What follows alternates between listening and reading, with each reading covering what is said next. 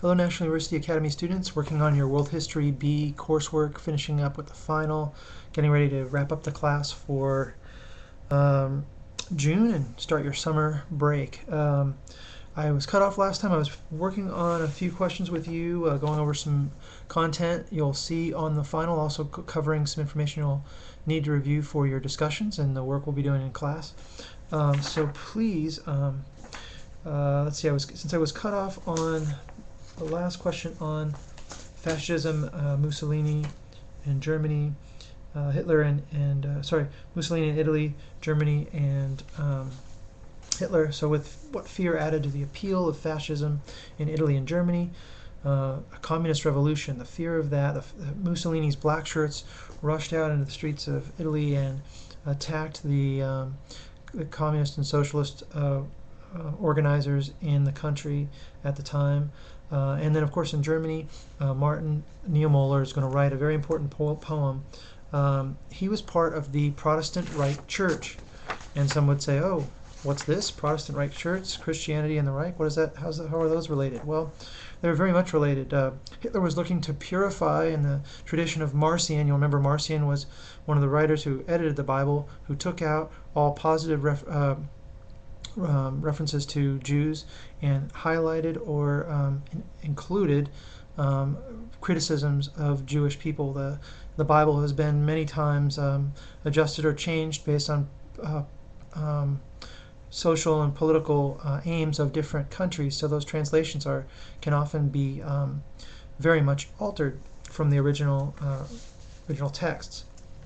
But one of the things that Hitler was continuing was this history in Germany of anti-Semitism, this anti-Jewish feeling, and Niemöller shared this view. He was not someone who was very pro-Jewish, so it didn't concern him very much. But he wrote this poem, and this is the reason why he left the Reich Church and started his own church against Hitler. Here's the poem. When the Nazis came for the communists, I remained silent. I was not a communist. Then they locked up the Social Democrats. I remained silent. I was not a Social Democrat.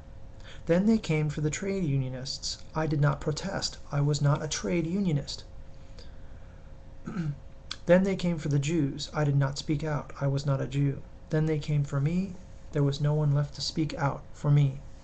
Now, this particular poem shows you right off the bat, the first three items there, communist, social democrat, trade unionist, all on the left. Now, of course, the Nazis were part of the National Socialist German Workers' Party. So yes, they had a socialist name in their title.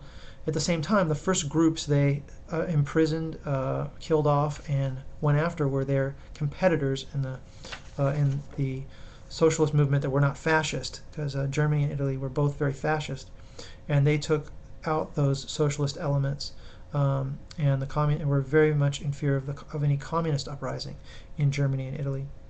So it gives you some background now. The poet's name, Martin Niemöller. Very interesting story. Read up on him sometime. Let's continue with our review.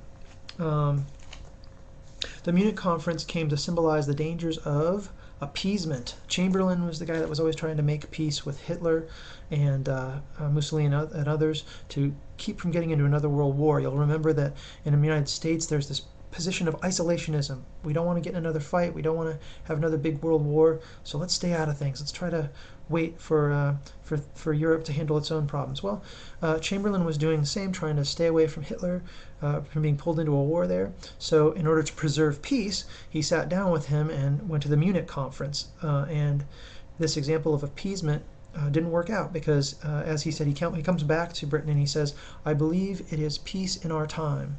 And of course, what this proved to be is nothing but a opportunity for Hitler to build his war machine and challenge what would become the Allies at a later time. It was, in what way was Japan different from its allies, Germany and Italy? The Axis powers were made up, of course, of Germany, Italy, and Japan.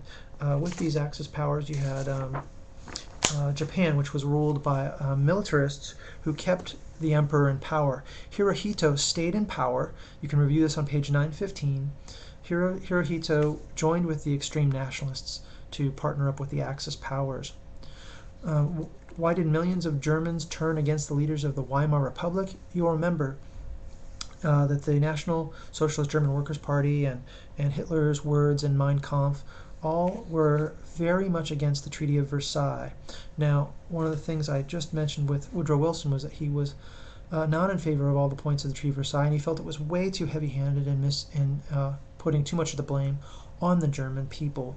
So this gave Hitler after World War I the perfect ammunition to trump up all this anger in the people. Of course, with the global depression, he made use of that and started this League of Hate that became the Axis powers.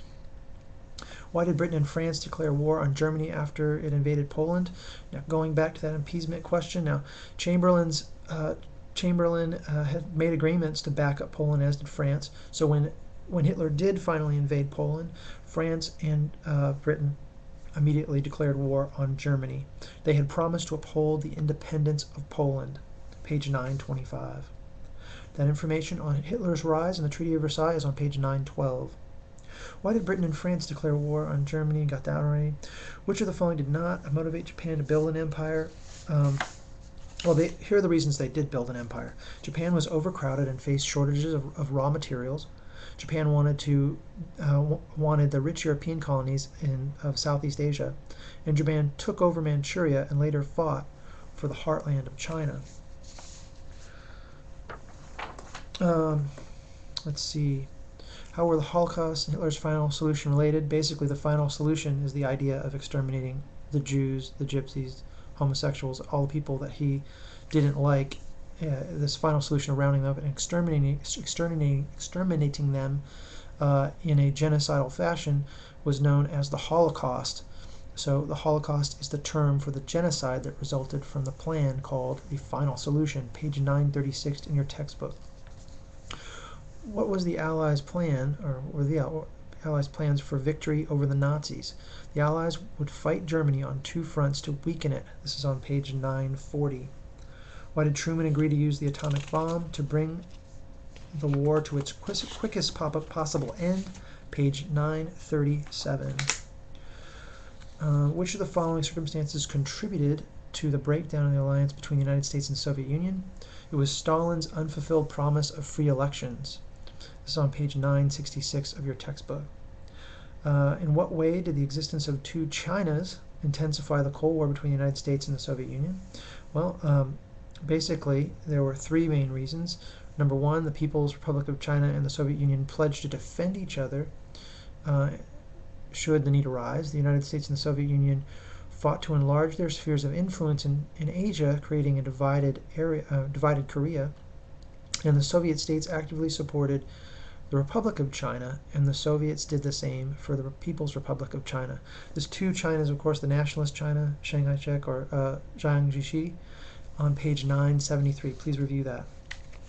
What were the long-term effects of Cultural Revolution? Those would be widespread chaos, the closed down factories, and threatened farm production. All on look at the Great Leap Forward on page 974. Not such a great leap if you're actually living in China. How did the Bay of Pigs failure in the Cuban Missile contribute to the Cuban Missile Crisis? After the Cuban Missile Crisis, you remember that Eisenhower had set up this plan to invade on Playa Girón, the Bay of Pigs, and go in there, and he was going to include air support to back up these Cuban revolutionaries who were going to topple Castro. Now, Eisenhower had the plan in the works. Eisenhower wasn't in office. Kennedy gets elected. Kennedy keeps the plan intact, was willing to support these revolutionaries to topple, or these rebels to topple Fidel Castro, but he's not willing to put a big USA bumper sticker on it. That is, he doesn't want to fly jets in there and say, hey, this U.S. is taking over Cuba. He wants it to be look like a homegrown, homemade topple of Castro. Well, the rebels, despite being helped by the U.S. and not given air support, are beaten handily, quickly, and it becomes a fiasco for Kennedy. Khrushchev believed the United States was too weak to oppose a Soviet expansion after that. Get back to you soon.